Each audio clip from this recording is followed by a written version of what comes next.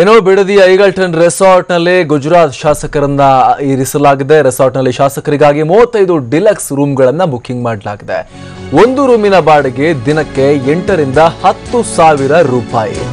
ಊಟ ತಿಂಡಿ ಸೇರಿ 40 ಶಾಸಕರ ದಿನದ ವೆಚ್ಚ 5 ಲಕ್ಷ ರೂಪಾಯಿ. ರಾತ್ರಿ ಪ್ರಯಾಣ ಮಾಡಿ ರೆಸಾರ್ಟ್ ನಲ್ಲಿ ಶಾಸಕರಿಗೆ ಈಗ ಆತಿಥ್ಯವನ್ನ ನೀಡಲಾಗ್ತಾ ಇದೆ. ಮಧ್ಯಾಹ್ನದ ಭೋಜನಕ್ಕೆ ಗುಜರಾತ್ ಶೈಲಿಯ ಮೆನು ಕೂಡ ಸಿದ್ಧವಾಗಿದೆ. ರೋಟಿ, ನಾನ್, ಕುಲ್ಚಾ, ದಾಲ್, ವೆಜಿಟೇಬಲ್ ಸಬ್ಜಿ, ಜಿಲೇಬಿ, ಹೆಸರು ಬೇಳೆಯ tadka, jeera rice, fried rice, mushroom manchurian ಎಲ್ಲವನ್ನ ಕೂಡ ರೆಡಿ ಮಾಡಲಾಗಿದೆ. ಪಾಪಡ್ ಸೇರಿ ಹಲವು ಖಾದ್ಯಗಳನ್ನ ತಯಾರಿಸಲಾಗಿದೆ.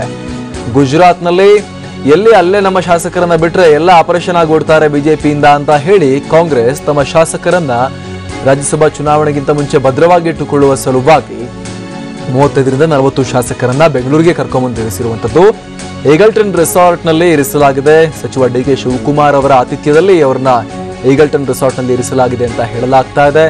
ಬಿಗಿ ಪೊಲೀಸ್ ಭದ್ರತೆಯನ್ನ ಕೂಡ ರೆಸಾರ್ಟ್ಗೆ ನೀಡಲಾಗಿದೆ. ಯಾರು ಕೂಡ ಒಳಗೆ ಹೋಗದ ರೀತಿಯಲ್ಲಿ. ಸಾಮಾನ್ಯವಾಗಿ ರೆಸಾರ್ಟ್ ಈ ತರದ ರಾಜಕೀಯ ಹೈಡ್ರಾಮಾದ ಸಿಚುವೇಶನ್ ನಲ್ಲಿ ರೆಸಾರ್ಟ್ ವಾಸ ಹೇಗಿರುತ್ತೆ ಅಂತ ಎಲ್ರಿಗೂ ಕೂಡ ಗೊತ್ತಿರುವಂತ ವಿಚಾರ. ಶಾಸಕರನ್ನ ಫೋರ್ಸ್ಫುಲಿನೇ ಎಷ್ಟೋ ಸಂದರ್ಭಗಳಲ್ಲಿ ಇಟ್ಕೊಂಡಿರ್ತಾರೆ, ಐಷಾರಾಮಿ ಸವಲತ್ತುಗಳನ್ನ ಕೊಟ್ಟು. ಹಾಗೆ ಈಗಲ್ಟನ್ ರೆಸಾರ್ಟ್ ನಲ್ಲಿ ಕಾಂಗ್ರೆಸ್ ಶಾಸಕರನ್ನ ಕರ್ಕೊಂಡ್ಬಂದು ಇರಿಸಲಾಗಿದೆ. ಡಿ.ಕೆ. ಶಿವಕುಮಾರ್ ಅವರು ಹಾಗೆ ರಾಜ್ಯ ಕಾಂಗ್ರೆಸ್ನ ಉಸ್ತುವಾರಿ ಕೆ.ಸಿ. ವೇಣುಗೋಪಾಲ್ ಅವರ ಒಂದು ಮುಂದಾಳತ್ವದಲ್ಲಿ ಈ ಎಲ್ಲ ಕಾರ್ಯಾಚರಣೆಯನ್ನ ಮಾಡಲಾಗಿದೆ.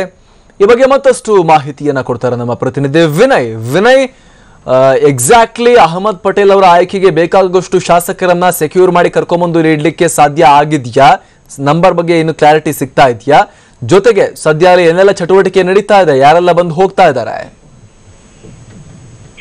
ಅಮರ್ ಪ್ರಸಾದ್, ಆಗಸ್ಟ್ 8ಕ್ಕೆ ಏನು ರಾಜ್ಯಸಭೆ ಚುನಾವಣೆ ನಡೀತಾ ಇದೆ. ಈ ಚುನಾವಣೆಗೆ ಸಂಬಂಧಪಟ್ಟ ಹಾಗೆ ಗುಜರಾತ್ ಇಂದ ಸೋನಿಯಾ ಗಾಂಧಿ ಅವರ ಸಲಹೆಗಾರ ಆಗಿರ್ತಕ್ಕಂಥ ಅಹಮದ್ ಪಟೇಲ್ ತಮ್ಮ ಉಮೇದುವಾರಿಕೆಯನ್ನು ಈಗಾಗಲೇ ಸಲ್ಲಿಸಿದ್ದಾರೆ.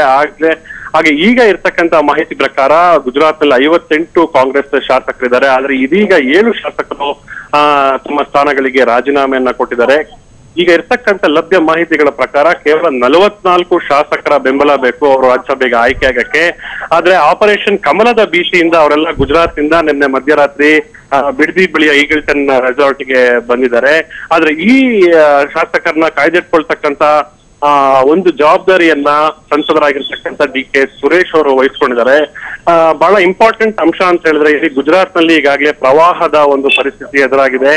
ಇಂಥ ಸಂದರ್ಭದಲ್ಲಿ ಒಂದು ಪಕ್ಷದ ಅಂದ್ರೆ ಒಂದು ರಾಷ್ಟ್ರೀಯ ಪಕ್ಷದ 120 ವರ್ಷದ ಒಂದು ರಾಷ್ಟ್ರೀಯ ಪಕ್ಷದ ಸುಮಾರು 40-42 ಶಾಸಕರನ್ನ ಗುಜರಾತ್ ನಿಂದ ಇಲ್ಲಿಗೆ ಕರ್ಕೊಂಡು ಬಂದು ರಾಜಕಾರಣ ಮಾಡ್ತಾ ಇರೋದು ಎಷ್ಟು ಸರಿ ಅನ್ನೋದು ಒಂದು ಪ್ರಶ್ನೆ. ಮತ್ತೊಂದು ಪ್ರಶ್ನೆ, ರೆಸಾರ್ಟ್ ರಾಜಕಾರಣಕ್ಕೆ ಸಂಬಂಧಪಟ್ಟ ಹಾಗೆ ಹೇಳ್ಬೇಕು ಅಂತ ಹೇಳಿದ್ರೆ, ಈಗಾಗಲೇ ಸುಮಾರು 35 ಡಿಲೆಕ್ಸ್ ರೂಮ್ಗಳನ್ನ ಈಗಲ್ಟನ್ ರೆಸಾರ್ಟ್ ನಲ್ಲಿ ಬುಕ್ ಮಾಡಲಾಗಿದೆ. ಪ್ರತಿಯೊಂದು ರೂಮ್ಗೂ ಸಹ 10,000 ರೂಪಾಯಿ ದಿನದ ಬಾಡಿಗೆನಲ್ಲಿ ಅವರು ಹಣವನ್ನ ಖರ್ಚು ಮಾಡ್ತಾ ಇರ್ತಕ್ಕಂಥದ್ದು. ಇದು ಕೇವಲ ರೂಮಿನ ಬಾಡಿಗೆ ಮಾತ್ರ. ಇದಕ್ಕೆ ಹೊರತುಪಡಿಸಿ ಸಹ ಅವ್ರಿಗೆ ಊಟ ತಿಂಡಿಯ ವ್ಯವಸ್ಥೆ ಇರ್ಬೋದು. ಅದೇ ರೀತಿಯ ಇಲ್ಲಿ ಸಾಕಷ್ಟು ವ್ಯವಸ್ಥೆಗಳಿದೆ ಅವ್ರಿಗೆ, ಅಂದ್ರೆ ಸ್ಪಾ ಇರ್ಬೋದು, ಮಸಾಜ್ ಇರ್ಬೋದು. ಸೊ ಈ ರೀತಿ ಈಗಲ್ಟನ್ನಿನ ಒಬ್ರು ಮ್ಯಾನೇಜರ್ ಹೇಳೋ ಪ್ರಕಾರ ಒಟ್ಟು ದಿನವಹಿ ಖರ್ಚು ಅಂದಾಜು 7 ರಿಂದ 8 ಲಕ್ಷ.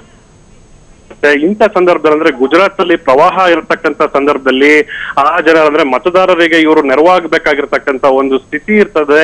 ಆದ್ರೆ ಕೇವಲ ರಾಜಕಾರಣಕ್ಕೋಸ್ಕರ ಈ ಸಂದರ್ಭದಲ್ಲಿ ಇವರು ರೆಸಾರ್ಟ್ ರಾಜಕಾರಣ ಮಾಡ್ತಾ ಇರೋದು, ಮತ್ತೆ 8 ರಿಂದ 10 ಲಕ್ಷ ರೂಪಾಯಿಗಳನ್ನ ದಿನವಹಿ ಖರ್ಚು ಮಾಡ್ತಾ ಇರೋದು ಎಷ್ಟು ಸರಿ ಅನ್ನೋದು ಈಗ ಇರ್ತಕ್ಕಂತ ಪ್ರಶ್ನೆ. ಅಮರ್ ಪ್ರಸಾದ್, ಸದ್ಯದ ಮಾಹಿತಿಯ ಪ್ರಕಾರ ವಿನಯ್, ಚುನಾವಣೆ ತನಕ ಕೂಡ 8ನೇ ತಾರೀಕಿನ ಹಿಂದಿನ ದಿನ ರಾತ್ರಿವರೆಗೂ ಕೂಡ ಇಲ್ಲೇ ಇರಿಸ್ಕೊಳ್ಳೋದು, ಎಲೆಕ್ಷನ್ ಟೈಮಿಗಲ್ಲಿ ಕರ್ಕೊಂಡು ಹೋಗೋದು ಅನ್ನುವಂಥ ಒಂದು ಮಾಹಿತಿ ಕೇಳಿ ಬರ್ತಾ ಇದೆ. ಅಷ್ಟು ದಿನ ಇಲ್ಲೇ ಇರಿಸ್ಕೊಳ್ಳೋದು ಅಂತ ಹೇಳಿದ್ರೆ ಅಷ್ಟೆಲ್ಲ ಖರ್ಚು ವೆಚ್ಚಗಳನ್ನ ಕೈಯಿಂದ ಕೊಟ್ಟು ನೋಡ್ಕೋತಾರ ಹೇಗೆ ಶಿವಕುಮಾರ್ ಅವರು ಹಾಗೆ ಸುರೇಶ್ ಅವರು ಅಂತ? ಹೌದು ಅಮರ್ ಪ್ರಸಾದ್, ಇದಕ್ಕೆ ಸಂಬಂಧಪಟ್ಟ ಹಾಗೆ ಇದೀಗ ಸಂಸದರಾಗಿರ್ತಕ್ಕಂಥ ಡಿ.ಕೆ. ಸುರೇಶ್ ಅವರು ಮಾಧ್ಯಮ ಪ್ರತಿನಿಧಿಗಳ ಮುಂದೆ ಮಾತನಾಡಿದ್ರು. ಒಂದು ರೀತಿಯ ನಗೆಪಾಟಿನ ಉತ್ತರವನ್ನ ಕೊಡ್ತಾರೆ. ಏನಂತ ಹೇಳಿದ್ರೆ, ಅವರು ಕೇವಲ ಪ್ರವಾಸಕ್ಕೆ ಬಂದಿದ್ದಾರೆ ಇಲ್ಲಿಗೆ. ಸೊ ಅವರು ನಮ್ಮ ಅತಿಥಿಗಳು, ಅವ್ರನ್ನ ನಾವು ನೋಡ್ಕೊಳ್ತೀವಿ, ಇಲ್ಲಿಂದ ಸಾಕಷ್ಟು ಪ್ರವಾಸಿ ತಾಣಗಳಿಗೆ ಅವ್ರನ್ನ ಕರ್ಕೊಂಡು ಹೋಗ್ತೀವಿ ಅಂತ ಹೇಳಿ. ಆದ್ರೆ ಮಾಧ್ಯಮ ಪ್ರತಿನಿಧಿಗಳು ಅವ್ರನ್ನ ಕೇಳ್ತಾರೆ, ಪ್ರವಾಹ ಇರ್ತಕ್ಕಂಥ ಗುಜರಾತ್ ಪರಿಸ್ಥಿತಿಯಲ್ಲಿ ಅವರು ಪ್ರವಾಸಕ್ಕೆ ಬಂದಿದಾರಾ ಅಂತ ಹೇಳಿ ಅವರು ಈ ಪ್ರಶ್ನೆಗೆ ಯಾವ ರೀತಿ ಉತ್ತರ ಕೊಡೋದ್ರಲ್ಲೂ ಸಹ ವಿಫಲರಾಗ್ತಾರೆ. ಮತ್ತೆ 120 ವರ್ಷಗಳ ಪಕ್ಷ ಅಂತ ಹೇಳ್ತಾರೆ ಕಾಂಗ್ರೆಸ್ ಅನ್ನ. ಕಾಂಗ್ರೆಸ್ ಈಗ ಕೇವಲ 40ರಿಂದ 45 ಶಾಸಕರನ್ನ ಹಿಡಿದಿಟ್ಕೊಳಕ್ ಆಗ್ತಾ ಇಲ್ವಾ? ಒಂದು ರಾಜ್ಯದಿಂದ ಮತ್ತೊಂದು ರಾಜ್ಯಕ್ಕೆ ಅವ್ರನ್ನ ಕರೆತಂದು ಈ ರೀತಿ ದುಂದುವೆಚ್ಚ ಮಾಡ್ಬೇಕಾ ಅಂತ ಹೇಳಿ ಮತ್ತೊಂದು ಪ್ರಶ್ನೆ DK ಸುರೇಶ್ ಅವ್ರನ್ನ ಕೇಳಲಾಗತ್ತೆ. ಇದಕ್ಕೂ ಸಹ ಅವ್ರ ಹತ್ರ ಬಳಿ ಉತ್ತರ ಇರೋದಿಲ್ಲ. ನಮ್ಮ ಹೈಕಮಾಂಡ್ ಉತ್ತರ ಕೊಡ್ತಾರೆ, ಕಾಲವೇ ತೀರ್ಮಾನ ಮಾಡುತ್ತೆ. ಮತ್ತೆ ಇದಕ್ಕೆ ಯಾರು ಪ್ರಶ್ನೆ ಮಾಡ್ತಾರೆ, ಈ ರೀತಿ ಪ್ರಶ್ನೆ ಮಾಡೋದಕ್ಕೆ ಯಾವುದೇ ರೀತಿಯ ಬೇಗ ಹಾಕಿಲ್ಲ ಅನ್ನೋ ಮಾತನ್ನ DK ಸುರೇಶ್ ಹೇಳ್ತಾರೆ. ಅಮೃತ. ಧನ್ಯವಾದ ವಿನಯ್.